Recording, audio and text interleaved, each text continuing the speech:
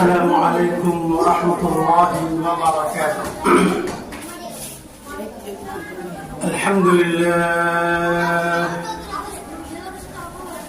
الذي أكرمنا بالإيمان وشرفنا بالإحسان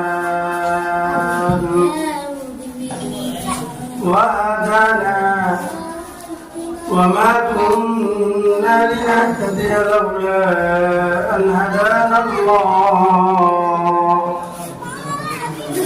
ونشهد أن لا إله إلا الله وحده لا شريك له لا خالق إلا الله ولا مالك إلا الله لا رازق إلا الله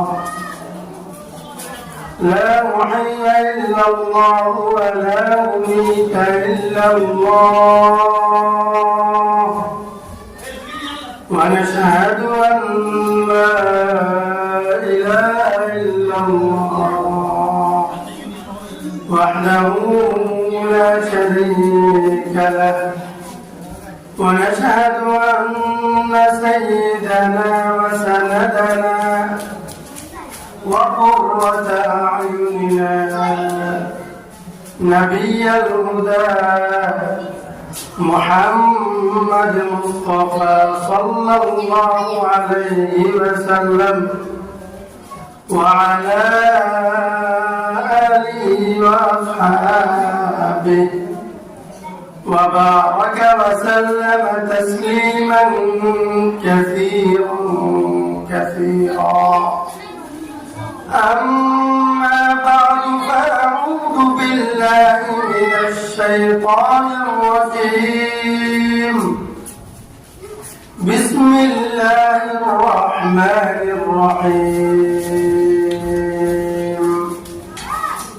هو الذي أرسل رسوله بالهدى ودين الحق ليظهره على الدين كله ولو كره المشركون وقال تعالى في مقام آخر وما خلقنا السماوات والأرض وما بينهما لاعبين صدق الله مولانا العظيم قال النبي صلى الله عليه وسلم الجنة تحت أقدام الأمهات أو كما قال النبي عليه الصلاة والسلام سبحانك لا علم لنا إلا ما علمتنا إنك أنت العليم الحكيم رب زدني علما رب اشرح لي صدري ويسر لي أمري واحلل عقدة من لساني يفقهوا قولي رب يسر ولا تعسر وتمم علينا بالخير الحمد لله সিদ্দিক আকবর রাদিয়াল্লাহু তাআলা আজকের এই মহতী মাহফিলে উপস্থিত সম্মানিত উলামায়ে কেরাম আসাতিজা এবং দূর দূরান্ত থেকে আগত দিনদার পরহেজগার সম্মানিত মা ও বোনেরা, এতক্ষণ আলোচনা হয়েছিল অত্যন্ত গুরুত্বপূর্ণ। আমার পড়া মাদ্রাসার সম্মানিত মুহাদ্দিস সাহেব হুজুর মুতাসির হোক, তিনিও গুরুত্বপূর্ণ কথা বলবেন। মাঝখানে আমি অল্প কিছু সময় কিছু বিষয়ে সম্মানিত মা বোনদেরকে উদ্দেশ্য করে আলোচনা করব, মুযাকারা করব। আল্লাহ তাআলা চাহে তো আমাদের এই আলোচনাগুলো আমাদের দুনিয়া এবং আখিরাতে কল্যাণের জন্য কবুল করুন। আমিন। বর্তমান সময়টা খুব ভালো চলছে। আমি যদি প্রথমে এই কথা থেকে শুরু করি, সেটা হচ্ছে আমাদের পরিচয়, আমরা মুসলিম। এবং বর্তমান পৃথিবীতে যারা বসবাস করছে সবাই মুসলিম না। এজন্য একটা বিষয় আমাদের নিশ্চিত হওয়া যে আমাদের মুসলিম সম্প্রদায় এবং ইসলাম ধর্মের বিরুদ্ধে অন্য জাতি পৃথিবীর শুরু থেকেই যুদ্ধ ঘোষণা করেছে এবং তারা প্রতি জনপদে প্রতি যুগেই তাদের যুদ্ধ চলমান রাখে। তার ধারাবাহিকতায় আমরা যারা মুমিন মুসলমান আছি, দুর্ভাগ্যজনক ভাবে আমরা তাদের ব্যাপারে সকল যুগে সকল সমাজে সচেতন থাকি না। কারণ আমরা আত্মপরিচয় উদাসীন, নিজেদের পরিচয় সম্পর্কে আমরা এখনো জানি না। আমরা কে, আমরা কারা, আমরা কেন পৃথিবীতে এসেছি, এই বিষয়টা সম্পর্কে আমরা উদাসীন।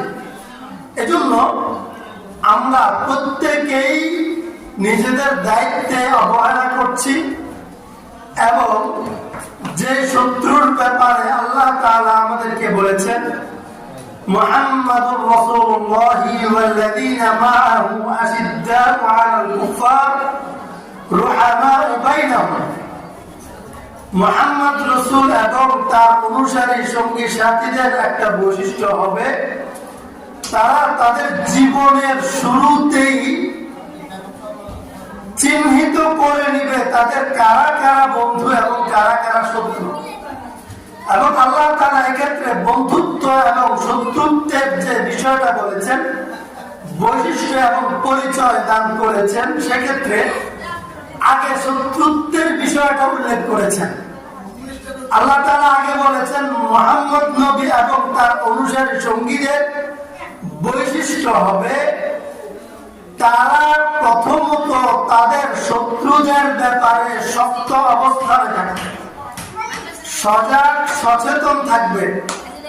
শত্রু যারা হবে তাদের বিষয়ে কখনো কোনো জায়গায় কোনো বিষয়ে ছাপ দিবে না এবং পরস্পর তারা নিজেরা নিজেদের প্রতি মায়া মহাব্বত ভালোবাসা দয়াদ্রে তারা থাকবে।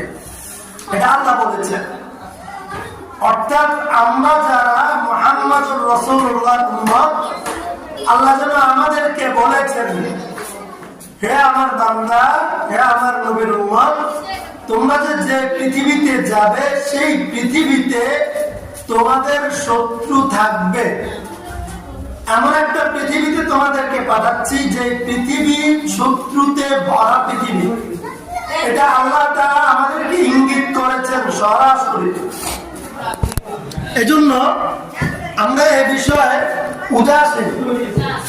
উদাসীন হওয়ার ব্যাপারে, উদাসীন হওয়ার কারণে যে সমস্যাগুলোর মধ্যে আমরা পড়ছি, সেটা হচ্ছে শত্রুকে আমরা আপন ভাবছি, শুভাকাঙ্ক্ষী ভাবছি, শত্রুর ষড়যন্ত্রের ব্যাপারে আমরা উদাসীন হয়ে আছি, আর বিনিময়ে নিজের আপনজন বন্ধু বান্ধব দ্বীনি ভাইদেরকে আমরা শত্রু বানিয়ে ঘরে ঘরে ঝগড়া ফাসাদে লিপ্ত হচ্ছে, যাতে আমাদের দুনিয়ার জীবনটাও অনিশ্চিত এবং অশান্ত জীবনে পরিণত হচ্ছে এবং আখিরাতের জীবনটা বরবাদ হচ্ছে। এই একটা মূল কনসেপ্ট আমাদের জানা প্রয়োজন যে আল্লাহ তাআলা আমাদেরকে যে পৃথিবীতে পাঠিয়েছেন, সেই পৃথিবী শত্রুর পৃথিবী। সেই পৃথিবী এটা শত্রুর পৃথিবী, এই পৃথিবীতে শত্রুয়ে ভরা পৃথিবী। সুতরাং আমাদের পরিচয়, আত্মপরিচয় জানা আমাদের খুব প্রয়োজন। আমরা কারা এই বিষয়টা আগে জানবো। আল্লাহ পাক রব্বুল আলামিন কোরআনের মধ্যে বলেছেন যে হুয়াল্লাযী আরসালা রাসূলাহু বিল হুদা ওয়া দীনিল হক লিইয়ুযহিরাহু আলাদ দীনি কুল্লি। আল্লাহ তাআলা পৃথিবীতে নবী রাসূলকে পাঠিয়েছেন যেন নবী রাসূলদেরকে হুদা হুদা ওয়া দীনিল হক বিল হুদা ওয়া দীনিল হক, হেদায়েত দিয়ে পাঠিয়েছেন এবং দ্বীনে হক সত্য ধর্ম দিয়ে পাঠিয়েছেন। আল্লাহ তাআলা সুন্দর একটা গাইডলাইন দিয়েছেন নবী রাসূলদেরকে এবং নবী রাসূলদেরকে একটা দ্বীনে হক দিয়েছেন, অর্থাৎ যে ধর্মটা দিয়েছেন আল্লাহ নবী রাসূলদেরকে সেই ধর্ম কিভাবে প্রতিষ্ঠা করবে সেই রোড ম্যাপ আল্লাহ তাআলা দিয়েছেন। এবং আমাদেরকে বলেছেন নবী রাসূলদের ব্যাপারে বলেছেন লিইয়ুযহিরাহু আলাদ দীনি কুল্লি, পৃথিবীতে যখন তোমরা আসবে সেখানে দেখবে বহু মতবাদের মানুষ এখানে বাস করে, বহু চিন্তার মানুষ এখানে বাস করে। তোমাদের কাজ হবে পৃথিবীতে যত চিন্তা আছে, যত মতবাদ দর্শন আছে, যত রকমের ধর্ম আছে, সব কিছুকে মিটিয়ে দিতে হবে এবং ইসলাম ধর্মটাকে প্রত্যেক ধর্মের উপরে প্রাধান্য বিস্তার করার পর্যায়ে পৌঁছাতে হবে। এটা আমাদের দায়িত্ব। নবী রাসূলদের দায়িত্ব প্রথম ছিল এবং নবী রাসূলগণ যাওয়ার সময় এই দায়িত্ব পুরো উম্মাহকে দিয়ে গেছেন। এজন্য আল্লাহ তাআলা শুরুতেই বলেছেন হযরত আদম আলাইহিস সালাতু ওয়াস সালামকে যখন তিনি বানালেন তখন বলেছেন ইন্নী জাইলুন ফিল আরদি খলিফা, আমি আদম সন্তানকে পৃথিবীতে আমার প্রতিনিধি করে পাঠাচ্ছি, কারণ আমি যেটা চাইছি, যে চিন্তা লালন করছি, আদম সন্তান পৃথিবীতে সেই চিন্তার বাস্তবায়ন ঘটাবে।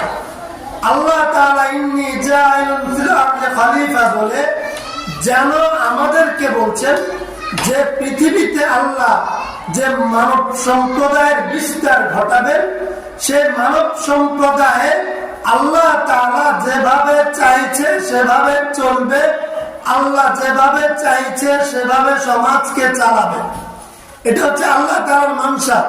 ইন্নী জাইলুন ফিল আরদি খলিফা, পৃথিবীতে আল্লাহ তাআলা পৃথিবীকে যেভাবে সাজাতে চাইবেন, মানব সন্তান পৃথিবীকে ওভাবে সাজাবেন। আল্লাহ তাআলা পৃথিবীকে যে ধর্মের বাস্তবায়ন চাবেন, পৃথিবীতে মানব সন্তান সেই ধর্মের বাস্তবায়ন ঘটাবে এবং এই কাজ করতে গিয়ে একটা শত্রুর মুখোমুখি হবে। সেক্ষেত্রে আল্লাহ তাআলা বলেছেন ইউরিদুনা আইয়ুতফিউ নূরাল্লাহি বিআফওয়াহিহিম, পৃথিবীতে মানব সন্তানের যে শত্রুর বসবাস আছে, সেই শত্রু সব সময় তাদের একটা বৈশিষ্ট্য থাকবে, তারা চাবে যেন আল্লাহ তাআলার দেয়া ধর্ম, আল্লাহ তাআলার বিধান, সত্য ধর্ম, সত্য ইসলাম বাস্তবায়ন না ঘটে। তারা এমন ভাবে শত্রুতা করবে ইসলাম ধর্মের মোকাবেলায় যেন ফু দিয়ে দিনটাকে নিভিয়ে দিতে পারে। তারা এভাবে তারা শক্তি নিয়ে ইসলামের মোকাবেলা করবে যেন ফু দিয়ে নিভিয়ে দিতে পারে, অর্থাৎ অল্প সময়ে যে কোনো মূল্যে যে কোনো অ্যাঙ্গেল থেকে ইসলামকে তারা প্রতিষ্ঠা হতে দিবে না। এটা হচ্ছে ইসলামের যারা শত্রু, মুসলমানদের যারা শত্রু, তাদের ইচ্ছা এবং মিশন। আল্লাহ তাআলা তার মিশনটাও বলছেন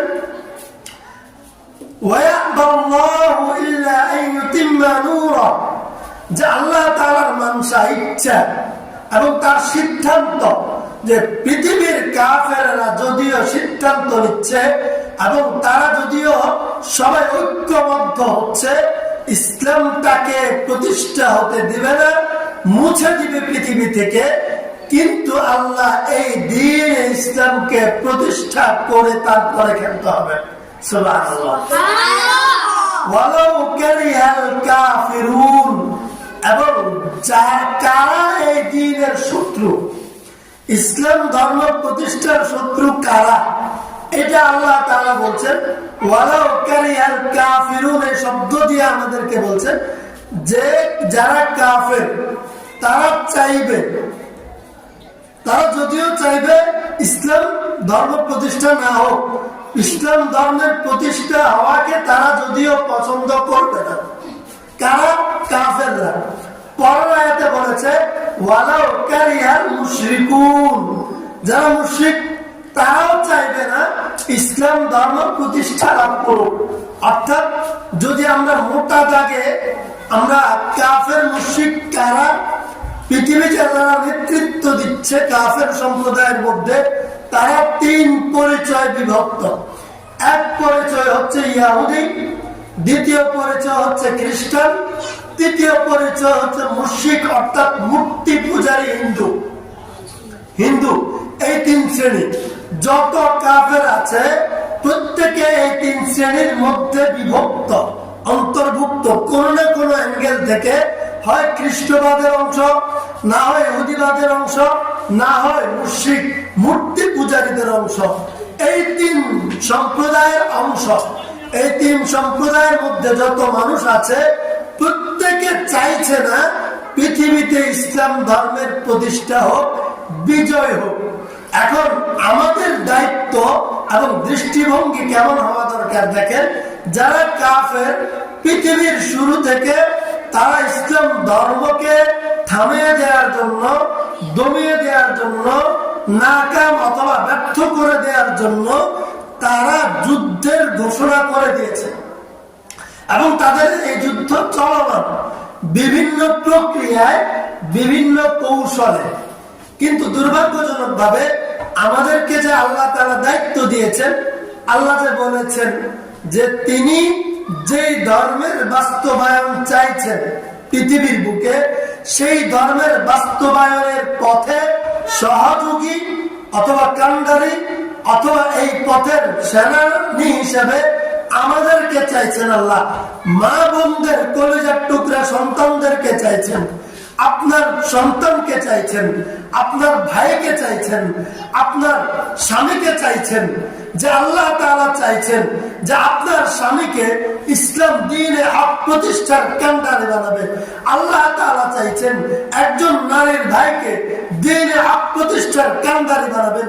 আল্লাহ তাআলা চাইছে একজন নারীর বোনকে দ্বীনি হক প্রতিষ্ঠার কান্ডারি বানাবেন। এটা যে আল্লাহ চাইছেন, এটা আল্লাহ নিজে আসমান থেকে করে দিবেন না যতক্ষণ পর্যন্ত আমি এই জায়গা থেকে, দুনিয়ার জমিন থেকে চিন্তা না করব, সিদ্ধান্ত না নেব, এই পথে নিজেকে না অগ্রসর করব। এই জন্য আল্লাহ তাআলা রাসূল কারীম সাল্লাল্লাহু আলাইহি ওয়াসাল্লামের মাধ্যমে আমাদেরকে জানিয়েছেন আল জান্নাতু তাহতা আকদামিল উম্মাহাত, আল জান্নাতু তাহতা আকদামিল উম্মাহাত, মায়ের পায়ের নিচে সন্তানের বেহেশত। এটার অর্থ কি? মায়ের পা যদি আমরা করি, মায়ের পায়ের নিচের মাটি যদি আমরা কেটে নিই, তাইলে কি সেখানে আমরা জান্নাত পাবো? তাহলে মায়ের পায়ের নিচে জান্নাত সন্তানের জন্য, এটা কেন আল্লাহ তাআলা বলেছেন? একটু চিন্তা করলে দেখবেন প্রিয় মা বোনেরা, একটু চিন্তা করেন। আল্লাহ তাআলা জান্নাত বানিয়েছেন, আল্লাহ তাআলা জাহান্নাম বানিয়েছেন। তিনি জান্নাত বানিয়েছেন তার গোলামের জন্য, তিনি জাহান্নাম বানিয়েছেন তার গোলামের দুশমনের জন্য। আল্লাহ তাআলা জান্নাত বানিয়েছেন মুহাম্মদুর রাসূলুল্লাহ ওয়াল্লাযীনা মাআহু আশিদ্দাউ আলাল কুফার রুহামাউ বাইনাহুমের জন্য। যারা মুহাম্মদের উম্মত হবে, মুহাম্মদের অনুসারী হবে, যারা দুনিয়ার জীবনে এক শ্রেণীকে, কাফের সম্প্রদায়কে নিজের শত্রু হিসেবে চিহ্নিত করবে এবং মুসলিম কালিমাওয়ালা সম্প্রদায়কে নিজের বন্ধু এবং আপনজন চিহ্নিত করবে। যারা লা তাত্তাখিযুল ইয়াহুদ ওয়ান নাসারা আউলিয়া, যারা কখনো ইহুদি এবং খ্রিস্টানদেরকে নিজেদের অভিভাবক মানবে না। আল্লাহু ওয়ালিয়ুকুমুল্লাহু আল্লাযীনা আমানু ইখরিজুহুম মিনাদ যুলুমাতি ইলান নূর। আল্লাহ তাআলা ওই ব্যক্তিদেরকে নিজের, যারা ইহুদি খ্রিস্টানদেরকে ওলি বানাবে না, অভিভাবক বানাবে না, পথ প্রদর্শক বানাবে না। আল্লাহ তাআলাকে তাদের পথ প্রদর্শক বানাবে, আল্লাহ তাআলাকে তার অভিভাবক বানাবে, আল্লাহকে তার মালিক বানাবে এবং এই পথে নিজের জীবন পরিচালিত করবে। সেই ব্যক্তিদের জন্য আল্লাহ তাআলা জান্নাত রেখেছেন। বিপরীত মুখী যারা চলবে তাদের জন্য জাহান্নাম রেখেছেন। আল্লাহ তাআলা এক দলের জন্য জান্নাত রেখেছেন, আরেক দলের জন্য জাহান্নাম রেখেছেন। সুতরাং এই জায়গায় আমরা স্পষ্ট বুঝতে পারি, যেই মা একজন সন্তান মায়ের গলা লালন পালন হয়, একজন সন্তান মায়ের বুকের দুধ খেয়ে বড় হয়, একজন সন্তানকে ছোটবেলায় মা যেভাবে লালন পালন করে, দিনমুখী করে, দিন শিখাবে, ঠিক সেই সন্তান সেই চিন্তায় লালিত হবে, সেই চিন্তায় বড় হবে, সেই চেতনায় বড় হবে, সেই পথে পরিচালিত হবে। সুতরাং আল্লাহ তাআলা এই জন্য বলেছেন আল জান্নাতু তাহতা আকদামিল উম্মাহাত, যে মায়ের পায়ের নিচে সন্তানের বেহেশত। মা যেই পথে কদম দিবে সন্তান সেই পথে যাবে। মা যদি জাহান্নামের পথে কদম দেয় সন্তান জাহান্নামের পথে যাবে। মা যদি জান্নাতের পথে কদম দেয় সন্তান জান্নাতের পথে যাবে। মায়ের কোলে সন্তান জান্নাত শিখবে, মায়ের কোলে সন্তান জাহান্নামের পথে যাবে। এই জন্য একজন মায়ের দায়িত্ব, একজন বোনের দায়িত্ব, একজন স্ত্রীর দায়িত্ব নিজের সন্তানকে, নিজের স্বামীকে, নিজের ভাইকে ওই পথে পরিচালিত করার চিন্তা করা, কোশিশ করা, হ্যাঁ, পরামর্শ দেওয়া, যেই পথে চললে জান্নাত পাওয়া যায়। সুবহানাল্লাহ। তাহলে এটা বোঝার জন্য মা বোনদেরকে শিখতে হবে। তো যদি কোন মা তার মেয়েকে সিদ্দিকা আকবর মহিলা মাদ্রাসায় না পড়ায়, যদি মা তার মেয়েকে কোন দ্বীনি মারকাজে না দেয়, শিখতে দেয়, সেই মেয়ে দুনিয়া শিখবে, সেই মেয়ে জাহান্নামের পথ শিখবে। আর বিনিময়ে কিছুদিন পরে যে যখন মা হবে তার সন্তানকে জাহান্নামের পথে চালাবে। সে জানবে না তার এই সন্তানটাকে কোন পথে চালানো সন্তান জান্নাতে যাবে, জানবে না।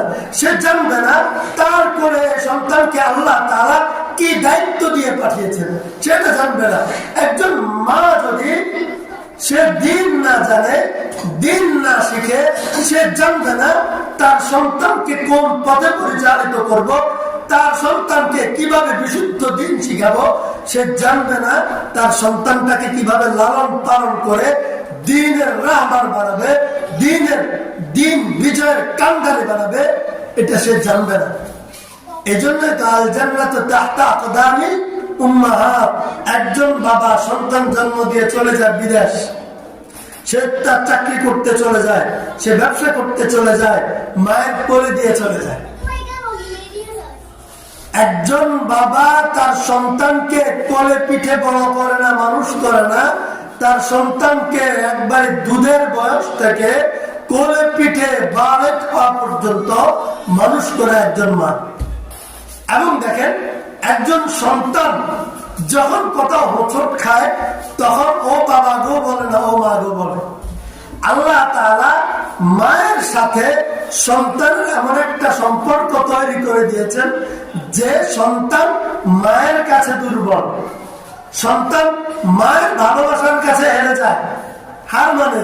সুতরাং সন্তানকে যদি মা বলে তুমি জাহান্নামের পথে যাবে না, তুমি দুনিয়াদারদের পথে যাবে না, তুমি অমুক আর তমুকের টেন্ডার বাজিতে লিপ্ত হবে না, তুমি অমুক আর তমুকের পিছনে মিছিলে তুমি স্লোগান দিবে না, কারণ আমি মা, আমার দুধ খেয়ে তুমি বড় হয়েছ, আমি দুধের দাবি ছাড়বো না। তুমি যদি সন্ত্রাসীদের পথে যাও, তুমি যদি দুনিয়াদারদের পথে যাও, তুমি যদি দিন বিরোধীদের পথে যাও, আমি তোকে দুধ খাইয়ে বড় করেছি, আমি দুধের দাবি ছাড়বো না। তুমি যদি দিন বিমুখ হয়ে যাও তাহলে এই সন্তান মায়ের কথা মানার জন্য পাগল হয়ে যাবে, সে মায়ের কথা অমান্য করতে পারবে না। মা যদি দাবি দেয় যে বাবা তোকে আমি দুধ খাইয়ে বড় করেছি, তোকে আমি শীতকালে নিজে শেষ রাতে, গভীর রাতে, ঠান্ডার ভিতরে নিজে কষ্ট করে তোর পেশাব পায়খানা আমি পরিষ্কার করে তোকে লালন পালন করেছি, জাহান্নামে পাঠানোর জন্য নয়, জাহান্নামীদের সাথে পরিচালিত করার জন্য নয়। সুতরাং তোকে জান্নাতের পথেই চলতে হবে, জান্নাতের পথের কান্ডারি হতে হবে। মা যদি বাধ্য করে সন্তান বাধ্য, সন্তান বাধ্য। এই জন্য আল্লাহ তাআলা মায়ের পায়ের নিচে সন্তানের জান্নাত বলেছেন। একজন মা, এখন এই মায়ের মধ্যে যদি সে অনুভূতি না জাগে সে মা হয়েছে, তার দৃষ্টিভঙ্গির সাথে সন্তানের জান্নাত জাহান্নাম নিশ্চিত হবে। তার পথ চলার সাথে সন্তানের জান্নাত জাহান্নাম নির্ধারিত হবে। সে কোন চেতনা লালন করে, কোন চিন্তা লালন করে, সে কিভাবে তার নিজের জীবন পরিচালিত করে, এটার মাধ্যমে সিদ্ধান্ত হবে তার সন্তান জান্নাত মুখে হবে না জাহান্নাম মুখে হবে। এই মা যখন এটা ভাববে তখন মায়ের জীবনটাও পরিবর্তন হবে। একজন মা যতক্ষণ নিজের জীবন পরিবর্তন করতে পারবে না ততক্ষণ একজন মা তার সন্তানটাকে দ্বীনের পথে আনতে পারবে না। আমি কয়েকটা উদাহরণ দিই। গতকালকে আমি একটা বই পড়ছিলাম, বইয়ের ভেতরে একটা ঘটনা পেলাম। ঘটনা সেটা হলো এক ফ্যামিলিতে মায়ের অভ্যাস ভারতীয় চ্যানেল দেখা, সিরিয়াল দেখা, মায়ের অভ্যাস। ভারতীয়রা যেহেতু হিন্দু, তারা তাদের প্রত্যেকটা ড্রামার মধ্যে হিন্দুত্ববাদী সংস্কৃতি উপস্থাপন করে। অর্থাৎ তারা এখানে দেখাবে একটা মেয়ের যখন বিয়ে হয় লুলু দিয়ে, মাথায় সিঁদুর দিয়ে বিয়ে হয়। তারা দেখায় ড্রামাগুলোর মধ্যে যখন একজন মানুষ মারা যায় তখন তাকে কিভাবে কিছু লাকড়ি একসাথ করে পুড়ে ছাই করে ফেলে দেয়া হয়। এটা হিন্দু ড্রামাতে, ভারতীয় ড্রামাগুলোর মধ্যে, ভিডিওগুলোর মধ্যে দেখায়, সিরিয়ালগুলোর মধ্যে দেখায়। এখন একজন মা সে বিনোদনের জন্য এই সিরিয়ালটা দেখে, আর এই অবস্থা তার একটা সন্তান হইল।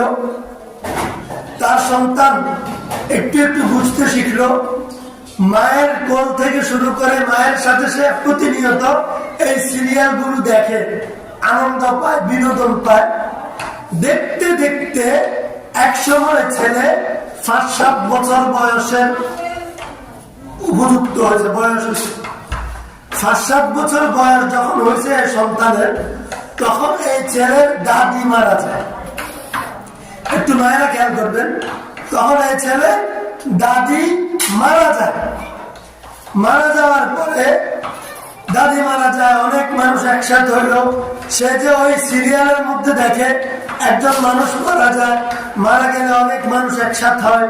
এরপরে এই মানুষটাকে বিভিন্ন প্রক্রিয়ায় রেডি করা হয়, কাপড় টাপড় পেঁচিয়ে যা করার করছে। শেষ যখন এই ছেলেটা দাদুকে ঘর থেকে বের করে নিয়ে যাচ্ছে জানাজা দেওয়ার জন্য, তখন ওই ছেলে তার বাবাকে এসে বলছে, বাবা আমার দাদুকে কোথায় পোড়ানো হবে?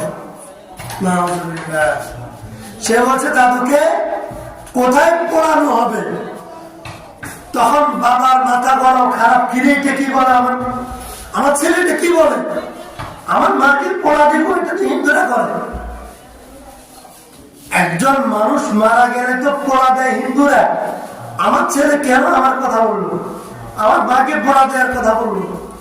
তখন তার মাথায় আসলো, হ্যাঁ আমার বিবি প্রতিদিন টেলিভিশনে সিরিয়াল দেখে, হিন্দুরা তার সন্তানকে, তাদের কেউ মারা গেলে এটাকে পোড়া দেয়, এটা দেখে পোড়া দেয়। এখন সে সাথে সাথে ঘরে গিয়ে টেলিভিশনটা ভেঙে দিল। সবাই বললো কেন? পরে জানাবো, পরে জানাবো। জানাজার পরে সবাইকে নিয়ে বসলো, বললো যে ঘটনা হলো এই, আমার সন্তান যখন তার মায়ের সাথে প্রতিদিন হিন্দু সিরিয়াল দেখে, হিন্দি সিরিয়াল দেখে, সেখানে সে দেখলো একজন মানুষ মারা গেলে তাকে পোড়া দেয়া হয়। আর এটা দেখে সে এটা শিখলো মানুষ মারা গেলে পোড়া দেয়। আর আমি তো আমার সন্তানকে মাদ্রাসায় পড়াই নাই, নুরানিতে শিক্ষা দেই নাই, এবং আমি তো আমার সন্তানকে মুসলিম সংস্কৃতির সাথে পরিচয় করাই নাই, তাকে আমি হিন্দু সংস্কৃতির সাথে পরিচয় করালাম। আর সে দেখলো হিন্দু সংস্কৃতিতে, হিন্দু ধর্মে কেউ মারা গেলে তাকে পোড়া দেয়া হয়। আজকে সে আমাকে বলছে আমার মাকে কোথায় পোড়া দেয়া হবে। তাহলে সে কি শিখলো আমার থেকে? এটা কার থেকে শিখলো? মায়ের থেকে শিখলো। এবং এই জন্য অমুসলিমদের যত অপপ্রচার আছে, তারা যে বলেছে ইসলামকে প্রতিষ্ঠা হতে দিবে না, ইসলামকে প্রচার হতে দিবে না, সফল হতে দিবে না, তাদের মিশনের একটা অংশ এই বিজাতীয় সংস্কৃতি টেলিভিশনের মধ্যে ভারতীয় চ্যানেলগুলোকে আন্তর্জাতিক ইন্টারন্যাশনালাইজেশন করা, প্রত্যেক ঘরে ঘরে ঢুকে দেওয়া। এখন আপনি একজন বোন, একজন মা, একজন মেয়ে, আপনি যদি ভারতীয় মুসলিম চ্যানেলগুলো দেখেন, হিন্দুদের সংস্কৃতি যেখানে চর্চা করা হয়, এটা যদি আপনি দেখেন, আপনি নিশ্চিত থাকেন আপনার সন্তান বড় হয়ে সে আপনার সন্তান হিসাবে বড় হবে না, সে ওই হিন্দুদের সন্তান হিসাবে বড় হবে। কারণ সে যে শুধু হিন্দুদের সংস্কৃতি টেলিভিশনে দেখেছে সেটা নয়, সে এটাও দেখছে আপনি তার মা হয়ে ওই সংস্কৃতিকে লালন করছে, ধারণ করছে, সেখানে ডুবে আছে। এই জন্য খ্রিস্টান মিশনারি যতগুলো আছে, প্রত্যেক মিশনারিদের টার্গেট থাকে নারীরা। প্রত্যেক মিশনারিদের টার্গেট নারীরা। আপনি দেখবেন পুরুষেরা গ্রামে সব সময় সকালবেলা বের হয়ে চলে যায়।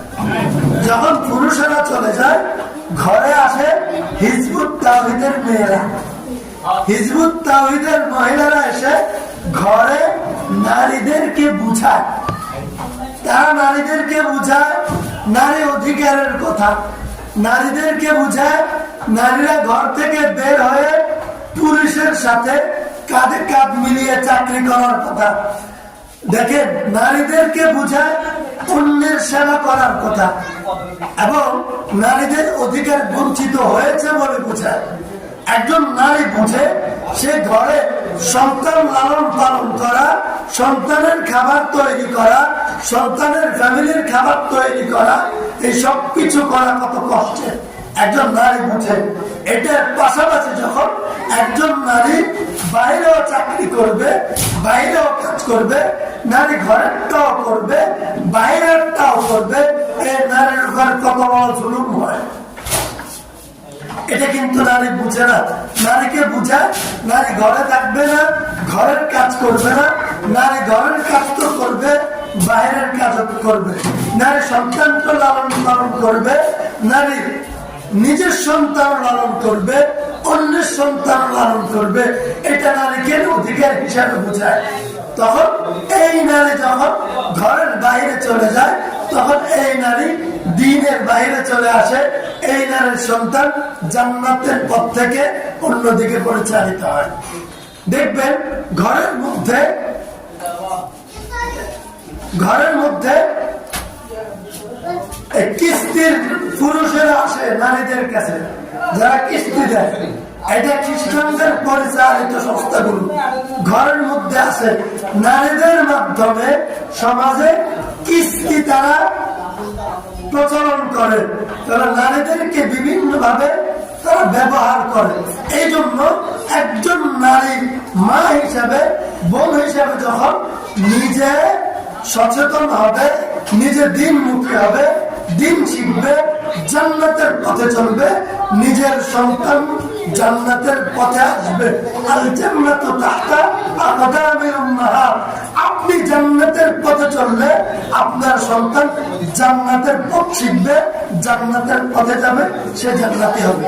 এই জন্য মা বোনেরা নিজেরাও তালিমে ওলামায়ে কেরামের তত্ত্বাবধানে আপনারা যুক্ত হবেন, মহিলা মাহফিলগুলোতে আসবেন, সন্তানদেরকে মহিলা মাদ্রাসাগুলোতে ভর্তি করাবেন, ছোটদেরকে নুরানি মাদ্রাসায় পড়াবেন। আল্লাহ আর এই মাদ্রাসায় যেখানে মাহফিল চলতেছে, এখানে এই মাদ্রাসার পুরুষ শাখা আছে, এটা স্থায়ী ক্যাম্পাস, নিজস্ব ক্যাম্পাস।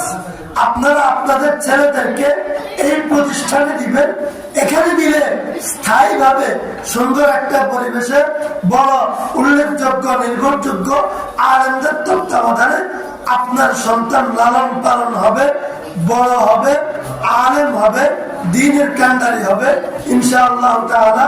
এই প্রতিষ্ঠানের জন্য দোয়া করবেন, আমরা দোয়া করি, আপনাদের জন্য দোয়া করি। আল্লাহ এই প্রতিষ্ঠানকে এবং আপনারা যারা কষ্ট করে আসছেন আপনাদেরকে প্রত্যেককে কবুল করুন। আমিন। ওয়া আখির দাওয়ানা আলহামদুলিল্লাহি রাব্বিল আলামিন। আসসালামু আলাইকুম ওয়া রাহমাতুল্লাহ।